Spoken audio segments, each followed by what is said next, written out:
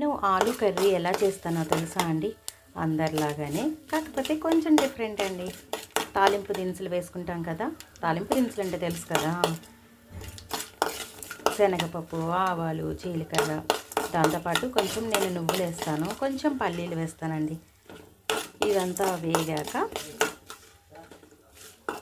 దీనిలో కొంచెం సన్నగా తరుక్కున్న పచ్చిమిర్చి, ఉల్లిపాయ ముక్కలు వేసుకొని వేయించుకుంటానండి. చూడండి వేస్తాను. ఇదిగోండి పచ్చిమిర్చి, ఉల్లిపాయ ఇవి కొంచెం బాగా వేగాలండి. ఇది వేగడానికి నేను కొంచెం దీనిలో సాల్ట్ వేస్తాను. కొంచెం సాల్ట్ అండి, చూసుకొని వేసుకుంటే చాలు. ఎందుకంటే నేను ఆలు ముక్కల్లోనే సాల్ట్ కూడా వేసి ఉడకపెట్టుకున్నానండి. మరి అటు ఇటు అంటే ఎక్కువైపోతుంది కదా, అందుకని చూసుకొని వేసుకోండి. లైట్గా వేసుకుంటే తగ్గినా మళ్ళీ తర్వాత వేసుకోవచ్చు. అదే బై మిస్టేక్ ఎక్కువైందనుకోండి, ఇంత కష్టపడి చేసుకుంది కూడా తినలేం కదా.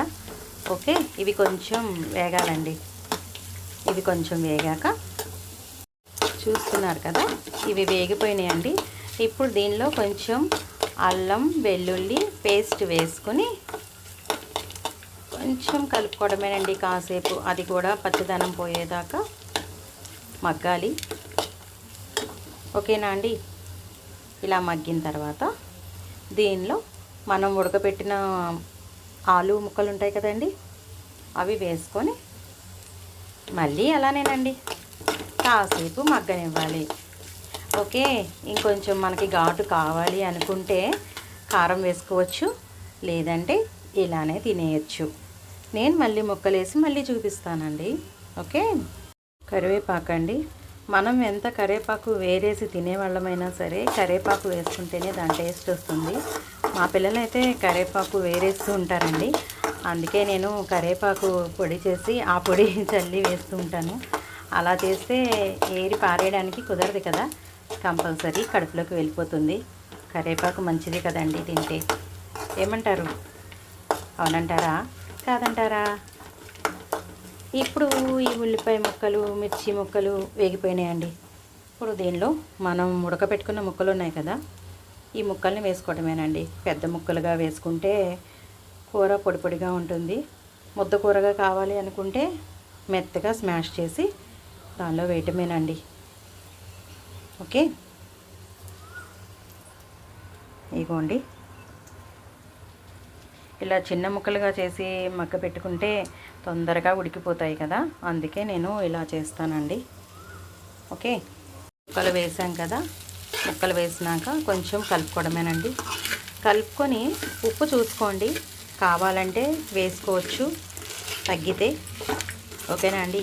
తగ్గితే అయినా వేసుకోగలం, కానీ గబాలన పడిపోతే ఎక్కువగా తినలేం కదండి.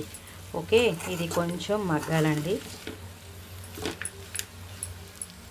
ఇది ఇలా కన్నా కొంచెం కారం కూడా వేస్తేనే బాగుంటుందండి. చుట్టానికి కూడా టేస్ట్కి కూడా కొంచెం కారంగా తగులుతూ ఉంటుంది.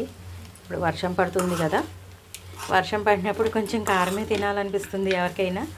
అందుకని దీనిలో నేను కంపల్సరీ కారం కూడా వేస్తానండి. వేస్తేనే దాన్ని టేస్ట్ వస్తుంది. ఓకేనా అండి? ఇది కొంచెం మగ్గాలండి. చూస్తున్నారు కదా, మగ్గిపోయిందండి. ఎందుకంటే మనం ఆల్రెడీ ఉడకపెట్టిన ముక్కలే కాబట్టి తొందరగా అయిపోతుంది ఇలా చేసుకుంటే. ఇలా కాదు అనుకునే వాళ్ళు డైరెక్ట్గా తాలింపులో ముక్కలు వేసేసి చేస్తారండి. అలా అయితే ముక్క ముక్కగాను ఉంటుంది. ఓకే, ఇప్పుడు కొంచెం దీనిలో కారం అన్నాను కదా, నేను కారం వేస్తానండి. కారం వేసుకుంటే కొంచెం క్రిస్పీగా ఉంటుంది. ఓకే, కారం వేసుకోవడం అనేది ఆప్షనల్ అండి. మీకు కావాలంటే వేసుకోవచ్చు, లేదంటే లేదు. ఓకేనండి? కావాలంటే వేసుకోండి, వద్దు అనుకుంటే స్కిప్ చేయండి. ఓకేనా అండి? ఇప్పుడైతే కూర రెడీ అయిపోయిందండి.